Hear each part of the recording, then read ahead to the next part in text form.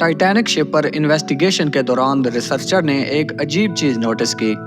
سمندر کے باٹم پر شپ کا اگلا حصہ کافی اچھی کنڈیشن میں جبکہ پچھلا حصہ کافی بری کنڈیشن میں، اور وہ بھی 2000 فٹ دور پڑا تھا۔ بے شک 100 سالوں تک سمندر کے باٹم میں پڑا رہنے سے لوہا اور اسٹیل گل سڑ جاتا ہے، لیکن اگر یہ دونوں ایک ہی شپ کا حصہ تھے اور ایک ہی وقت میں ڈوبے تھے تو پھر اگلے اور پچھلے حصے میں اتنا زیادہ فرق کیوں؟ ریسرچر کا ماننا ہے کہ ایکسیڈنٹ والی رات آئس برگ سے ٹکرانے کے علاوہ بھی ٹائٹینک کے ساتھ کچھ ہوا تھا جس نے اس کے پچھلے حصے کو زیادہ نقصان پہنچایا، پر سوال یہ ہے کہ وہ آخر کیا تھا۔ ناظرین، 1912 میں جس رات ٹائٹینک شپ کے ساتھ حادثہ پیش آیا تھا اس وقت وہ کینیڈا کے نیو فاؤنڈ لینڈ سے 700 کلومیٹر دور اندھیرے سمندر کے بیچوں بیچ اکیلا تھا۔ حادثے کے وقت اس میں موجود 2240 لوگ سوار تھے، جس میں سے 1500 لوگ اپنی جان گنوا بیٹھے۔ وہ جہاز جس کو طاقت کا بادشاہ کہا جاتا تھا وہ دیکھتے ہی دیکھتے کالے سمندر کی نظر ہو گیا۔ اس حادثے کے گواہ صرف وہ لوگ تھے جو حادثے کے وقت اٹلانٹک اوشن کے ٹھنڈے پانی میں کود گئے۔ آئس برگ کے ٹکرانے سے لے کر شپ کے ڈوبنے تک جو کچھ بھی ہوا، اس سب کا ریکارڈ ان آئی وٹنس کے پاس موجود تھا جو شپ سے کود گئے تھے، جو کہ خود ٹھنڈے پانی سے لڑنے میں مصروف تھے۔ پہلی ریسکیو شپ بھی ٹائٹینک ڈوبنے کے 1.5 گھنٹے بعد وہاں پہنچی تھی۔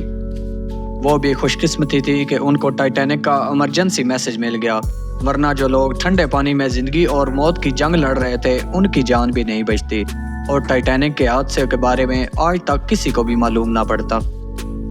انویسٹیگیشن کے دوران پہلے تو کسی کو بھی معلوم نہیں تھا کہ شپ کے ساتھ ہوا کیا ہے، لیکن پھر بچنے والوں نے بتایا کہ شپ کی ایک آئس برگ سے ٹکر ہوئی تھی۔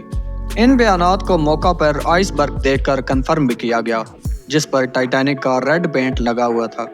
حادثے کے بعد آئی وٹنس اور ایویڈنس کو دیکھتے ہوئے انویسٹیگیشن رپورٹ میں بتایا گیا کہ ٹائٹینک کے رائٹ سائڈ پہ آئس برگ نے 300 فٹ بڑا سوراخ چھوڑ دیا تھا، یعنی ٹائٹینک کا چوتھائی حصہ پھٹ گیا تھا۔ دوسری طرف آئی وٹنس کا کہنا تھا کہ شپ کو ڈوبنے میں قریب 2.5 گھنٹے لگے تھے۔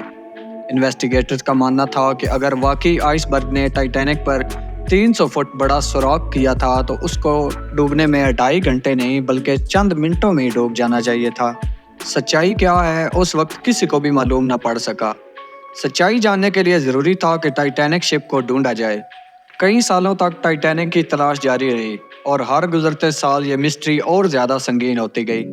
آخر 73 سال کے بعد جب ٹائٹینک کا ملبہ ملا تو ریسرچر کے لیے بہت بڑا دن تھا، کیونکہ جو سوالات ٹائٹینک پیچھے چھوڑ گیا تھا ان کے جوابات کا وقت آ گیا تھا۔ اٹلانٹک اوشن میں 4000 فٹ کی گہرائی میں پچھلی کئی دہائیوں سے ٹائٹینک کا ملبہ کالے اندھیرے میں موجود تھا۔ کئی ایکسپیڈیشن کو ٹائٹینک کا وزٹ کروایا گیا جنہوں نے ٹائٹینک کے ملبے کی بہت ساری پکچرز لیں۔ اوشن ایکسپلورر PH نارشلے نے 30 بار ٹائٹینک کے ملبے کا دورہ کیا، لیکن انہوں نے 300 فٹ بڑا سوراخ ایک بار بھی نہیں دیکھا۔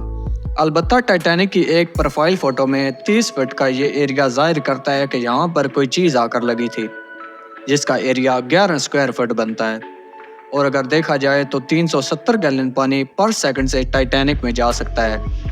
اس سپیڈ سے پانی بھرنے کا مطلب یہ ہے کہ پوری شپ میں پانی ٹوٹل 2.5 گھنٹے میں بھرا ہوگا، اور آئی وٹنس کے مطابق ٹائٹینک کو ڈوبنے میں بھی 2.5 گھنٹے ہی لگے تھے۔ یعنی ایک مسٹری تو سالو ہو گئی تھی کہ ٹائٹینک میں 300 فٹ بڑا سوراخ نہیں تھا بلکہ 30 فٹ کا بڑا کریک پڑا تھا۔ لیکن یہ صرف ایک مسٹری نہیں تھی، ابھی اور بھی کافی کچھ جاننا باقی تھا۔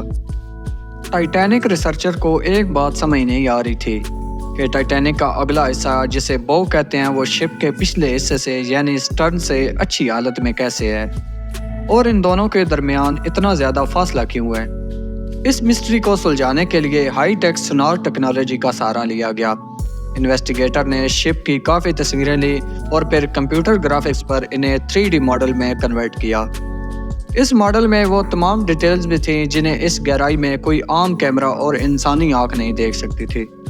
ماڈل میں دیکھا جا سکتا ہے کہ 392 فٹ لمبے سٹرن کے تمام ڈیکس ایک دوسرے کے اندر ایسے گھسے ہوئے ہیں جیسے یہ اسٹیل کی نہیں بلکہ کاغذ کی شپ ہو، بلکہ کچھ پارٹس اس سے الگ ہو کر اس کے آس پاس بکھرے ہوئے ہیں۔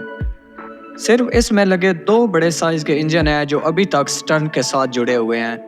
اسی ماڈل میں ایک اور اہم اشارہ بھی چھپا ہے، وہ اشارہ جو سٹرن کی اس حالت کے بارے میں بتا رہا ہے۔ 110 سال پہلے جب سٹرن اوشن فلور سے آ کر ٹکرایا، اس کے نشانات آج تک اس پر چھپے ہوئے ہیں، جن کو صرف 3D ماڈل میں ہی دیکھا جا سکتا ہے۔ ان نشانات سے ظاہر ہوتا ہے کہ جب سٹرن اوشن فلور سے ٹکرایا تو اینٹی کلاک وائز گھوم رہا تھا۔ سائنسدان ان نشانات سے اندازہ لگا سکتے ہیں کہ سٹرن اس وقت حیرت انگیز طور پہ 80 کلومیٹر پر ہار کی سپیڈ سے پانی کے اندر جا رہا تھا۔ شپ کا پچھلا حصہ جب اتنی تیزی سے پانی کے اندر جا رہا تھا تو پانی سے پیدا ہونے والی فورسز نے شپ کے لوز پارٹس کو اکھاڑ دیا، اور جب وہ 4 کلومیٹر نیچے اوشن فلور سے ٹکرایا تو اس کے سارے ڈیکس ایک دوسرے کے اندر دھنس گئے۔ دوسری طرف جیسا کہ آپ دیکھ سکتے ہیں کہ بو سیکشن کا ڈیزائن ہائیڈرو ڈائنامی ہے، یعنی یہ پانی کو آسانی سے کاٹ سکتا ہے، ٹھیک اسی طرح جیسے شپ پانی پر فلوٹ کرتے وقت اپنا راستہ بناتا ہے۔ یہی وجہ ہے کہ بو سیکشن سٹرن کے مقابلے میں نہ ہی روٹیٹ کر رہا تھا اور نہ ہی پانی کی فورسز اس پر ڈائریکٹلی اٹیک کر رہی تھی۔ آخر کار 110 سال پہلے ہونے والے حادثے کی ایک اور مسٹری کو بھی سلجھا دیا گیا، لیکن ایک سوال ہے جس کا جواب ڈھونڈنا بہت ضروری ہے، وہ یہ کہ ٹائٹینک شپ 2 حصوں میں کس وقت الگ ہوا؟ جیسا کہ آپ نے جانا کہ شپ کے 2 حصوں میں ٹوٹنے کی خبر آئی وٹنس نے دی۔ سالوں سے یہی مانا جا رہا ہے کہ ٹائٹینک ڈوبنے سے پہلے ہی 2 حصوں میں ڈیوائیڈ ہو گیا تھا۔ یہ خبر کافی حد تک سچ بھی ہے، لیکن یہ پورا سچ نہیں۔ جب بو سیکشن میں پانی بھر گیا تو وہ پانی کے اندر چلا گیا، جس وجہ سے سٹرن کا سارا ویٹ سنٹر پر پڑ رہا تھا۔ یہ سنٹر پوائنٹ اتنا زیادہ وزن برداشت نہ کر سکا اور ٹوٹ کر 2 حصوں میں ڈیوائیڈ ہو گیا۔ لیکن سونار ٹیکنالوجی سے بنایا گیا ماڈل کچھ الگ ہی بتا رہا ہے۔ جی ہاں، دیکھا جائے تو ٹائٹینک کا سارا سامان دور دور تک اوشن فلور پر بکھرا ہوا ہے۔ اس میں کافی cups, dinner plates, deck benches اور لوگوں کا پرسنل سامان بھی ہے۔ اس میں 90% آئٹمز سٹرن سیکشن کے ہیں۔ ٹوٹل 10,000 سے بھی زیادہ آئٹمز اس پورے ایریا میں پھیلے ہوئے ہیں، جو قریب 3.2 اسکوائر کلومیٹر پر ہے۔ اگر تو یہ سیکشن پانی سے اوپر ہی بو سیکشن سے الگ ہو جاتا تو اس کا ملبہ 3.2 اسکوائر کلومیٹر پر نہیں بلکہ اس سے بھی زیادہ رقبے پر پھیلتا، جو آپ اس اینیمیشن میں بھی دیکھ سکتے ہیں۔ لہٰذا ایکسپرٹ کا ماننا ہے کہ یہ سیکشن ٹوٹ تو پانی کے اوپر ہی گیا تھا، لیکن یہ بو سیکشن سے الگ اوشن فلور کے قریب آ کر ہوا ہے، اور پھر روٹیٹ ہوتا ہوتا اپنی ڈائریکشن بدل گیا اور 2000 فٹ دور جا گرا۔ آج ٹائٹینک کی باڈی پوری طرح گل سڑ چکی ہے۔ سائنسدانوں کا ماننا ہے کہ سمندر کی اس گہرائی میں آکسیجن بہت زیادہ کم ہوتا ہے، جس وجہ سے گلنے سڑنے کا پروسیس بہت سلو ہوتا ہے۔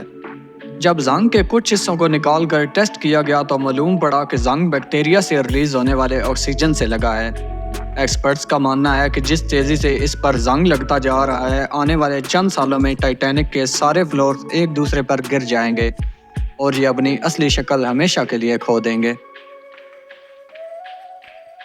اگر آپ کو یہ ویڈیو اچھی لگی ہے تو میرے YouTube channel Khokhar T V کو سبسکرائب کریں اور بیل آئیکن کو دبا دیں تاکہ مزید ایسی دلچسپ ویڈیوز کا تسلسل جاری رہ سکے۔